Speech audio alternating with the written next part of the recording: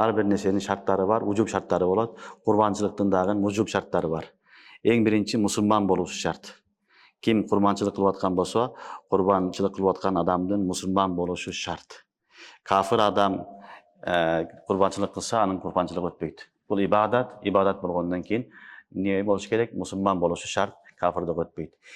Экинчиси муким. Муким деген мусафир эмес.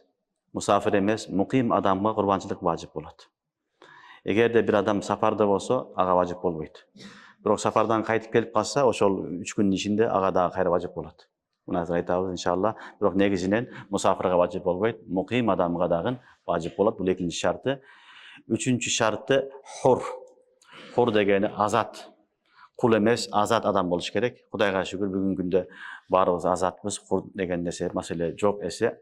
Андан кийинки маселе, төртүнчү шарты балих. Акыл эстүү, балагатка жеткен адам болуш керек. Эркек дагы, аял дагы балагатка жеткен болушу шарт. Жаш балдарга курбандык чалыш важип эмес. Жаш балаган малынан дагы атасы өзүнүн тарафынан кылам десе деле важип эмес. Эгер кылса, ал нафли курбандык болот. Курбандыктын важип болушу шарттарына балих, акылдуу жана балык болушулук, балагат жетиштик дагы шарт. Андан кийинки шарты, бешинчи шарты акыл. Акыл деген акылдуу адам гана курбандык кылат. Бир адам 20-га келип калган, бирок жинди, Алла сактасын, акылы жок адам болсо, шарият аны курбандыкка важип кылбайт. Ага курбандык важип эмес. Акылдуу болуш дагы некен шарт. Андан кийингиси сахибун нисаб, 6-чы шарты, сахибун нисаб дейт. Нисабка дагы жеткен байлыгы болуш керек. Нисабка жеткен байлыгы болуш керек.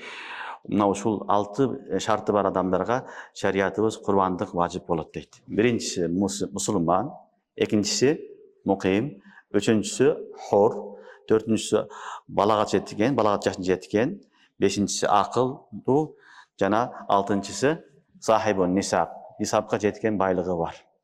Шариятта байлыктын нисабын койгон. Ошо нисабка жеткенден кийин шарият аны бай дейт. Ал нисаб алтын менен күмүш менен эсептелинет.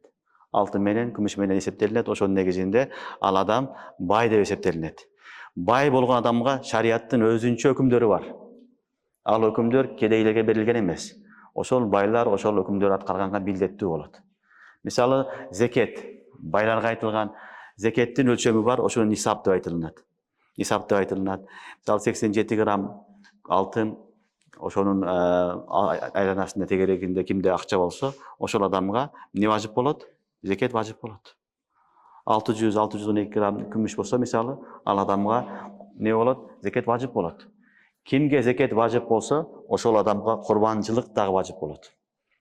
Ошону билип алгыла. Кимге зекет важип болсо, ал адамга курбанчылык кылыш дагы важип болот. Ошондой эле садака фитир дагы важип болот. Кимге зекет важип болгон адамга курбанчылык важип болот, жана эмне важип болот экен? Зекет да важип болот. Садака фитир да важип болот. Албетте, курбанчылык нисабы менен зекеттин нисабынын ортосунда айырма бар. Ушуну көпчүлүк билбейт, көп суралат ушул маселе. Зекеттин нисабында эки нерсе шарт. Биринчиси хавланыл хаул дейт. 1 жыл айланыш керек малга. 1 жыл айлангандан кийин зекет берилет. Экинчиси баягы нами болуш керек, өсүп турат нерсе болуш керек. Тижарат болуш керек, өсүп турат нерсе болуш керек. Алтын, күмүш, нукут. Ошол эки нерсе болсо, анан зекет важип болот. Зекет жөнөм важип боло бербейт. Түшүнгүңөрбү? Ошон үчүн зекетти важип болуш үчүн 1 жыл айланышы шарт, жана нами болушу, өсүп туруштугу шарт. Бирок курбандыктын нисабына келгенде ал эки нерсе жок. Курбанчылыкка бир адамга 1 жыл айланыш шарт эмес.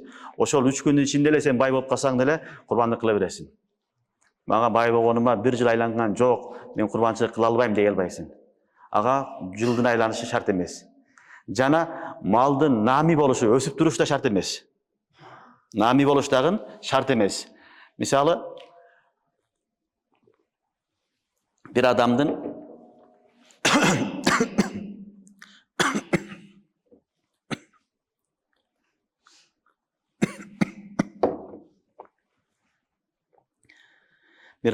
өзүнүн зарылчылыктан сырткары бир үйү бар. Бир үйү бар, жашайт, экинчиси жашабайт, турат. Ал тижарат үчүн эмес, бизнес үчүн эмес, турат жөнөкөй эле. Ага зекет бербейт, бирок ал адамга курбанчылык важип болот.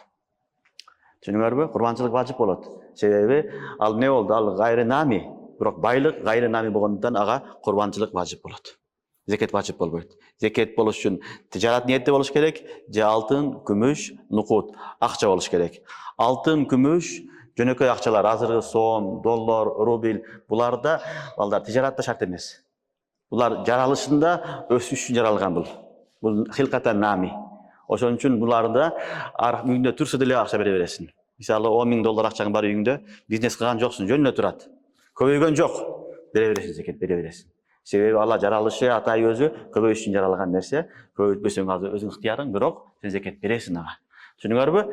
Демек не болду? Курбанчылыктын нисабы, ошол зекеттин нисабы, бирок айырмасы эмне экен? Зекетте эки нерсе бар өзгөчө. Бир жыл айланыш керек байлыгыңа, экинчиси нами болуш керек. Ал өсүп туруш керек. Ал эми курбанчылыкта ал шарт эмес. Курбанчылыкта кимге ошол 3 күнүн ичинде эле байлыгы келип калса, бай болуп калса, ал нерсеси өспөгөн болсо деле бере берет. Бере берет. Мисалы бир адамды азыр айтабыз, хажаты аслиден сырткары, күнүмдүк турмушка керек болуучу нерседен сырткары буюмдары болсо, ошол буюмдары алтындын же күмүштүн нисабына жетсе, ал адамга садака фитир важып болот. Мисалы үйдө бир жыл бою колдонбогон килемдери бар, кымбат баалуу кийимдери бар, кымбат баалуу нерселериңер бар үйдө турган. Аны кийбейсиң, колдонбойсуң, турат жөн эле. Булардын баарын эсептелет. Булардын баарын эсептегенде баардыгынын акчасы, мыгдары нисабка жеткен болсо, анда мындай адамдарга курбанчылык кылышлык важып болот. Түшүнүктүүбү? Ошон үчүн мындай эсептегенде көп эле адамга курбанчылык важып болот. Себеби көп эле адамдын үйүндө колдонбогон баалуу кымбат буюмдары бар. Аларга зекет важып болсо деле курбанчылыктын нисабга жеткен себептүү ага курбанчылык берет деп айтабыз. Түшүнүңөрбү? Демек, нисаб деген акыркы шарты эмне экен? Сахиби нисаб ошол зекет бере турган мыгдардагы деңгээлдеги адам болуш керек. Бирок зекет берүүчүлүк менен курбанчылык кылуучунун ортосунда айырма бар, ал айырманы айтып кеттик. Негизи эле бай адамдарга шариятта 5-6 өкүм айткан. Ошону байлар аткарат, кедейлик важып эмес. Мисалы бай адам зекет берет, курбанчылык кылат, важып буга, садака фитир берет, бул да важып, хажыга барат, чамасы жесе, бул дагы фарз важып. Андан сырткары жакын туугандарыны багыш дагы важып болот. Эгер бай болсо, баягындай өзүн өзү эптей албай турган туугандары болсо, мисалы майып дейлик, же өтө карып калган, аларды дагы багыш, аларга дагы жардам кылыш, көмөк кылуу, бул дагы важып болот байга. Андан кийинки өкүм зекет алганга болбойт ага. Жана элден тилемчилик кылганга болбойт. Мына ушул 7 нерсе бул бай адамга берилген өкүм шарияттын. Бай адам ушу 7 нерседе өкүм шарияттын талабы бар. Биринчиси зекетини берет, курбанчылык важып ага, садака фитир берет, хажыга барат, жана эмне кылат экен? Жакын туугандары болсо, кароосуз калган, өзүн эптей албай турган, аларга көмөк, жардам көрсөтүп, бул дагы важып. Жана зекет алганга болбойт, жана элден тилемчилик кылганга болбойт. Кодду ушул тартиптин бардыгы балдар курбанчылык важып болгон адамга да келет. Бир гана курбанчылык важып болгон адамга зекет бербейт. Андан башкасы келе берет. Эгер хажыга мүмкүнчүлүгү болсо хажыга барат, болбосо калганы ушул тартип менен келе берет. Курбанчылык кыла турган адам дагы өзүнүн баягындай колунда жок, аябай кыйналган туугандарынын карашылык анын дагы милдети болот. Важып болот. Курбанчылык чалган адамга сураганга да болбойт. Тилемчилик кылганга болбойт. Жана зекет алганга да болбойт. Эгер курбанчылык да кыла албаса, анда ага кийин шарияттын 3-чү нисабы бар, 3-чү деңгээлдеги нисабтан шарият сураганга болбойт, бирок зекет алса болот деген өкүмдөрдү айтат. Түшүнүңөрбү? Демек, курбанчылык болуш үчүн, кылуу үчүн ушул мусулман болуш шарт, муким болуш шарт, хур, азат болуш шарт, акылдуу, балага жеткен болуш шарт, сахиби нисаб, бай болушу дагы шарт. Мына ушул адамдарга курбандык важып. Ал эми ким курбандыкка акчасы жетпесе, байлыгы жетпесе, кыламын десе, бул жакшы нерсе. Мага важып болбоду деп күтүп жүрбөстөн, мен кыла берем, мен Алланын астында соовун аламын, иншалла бул сыраттан өткөнгө себепчи болот мага десе, бул жакшы нерсе. Ким канчалык кылса ошончолук жакшы нерсе, соовуну Алланын астында сөзсүз түрдө алат иншалла.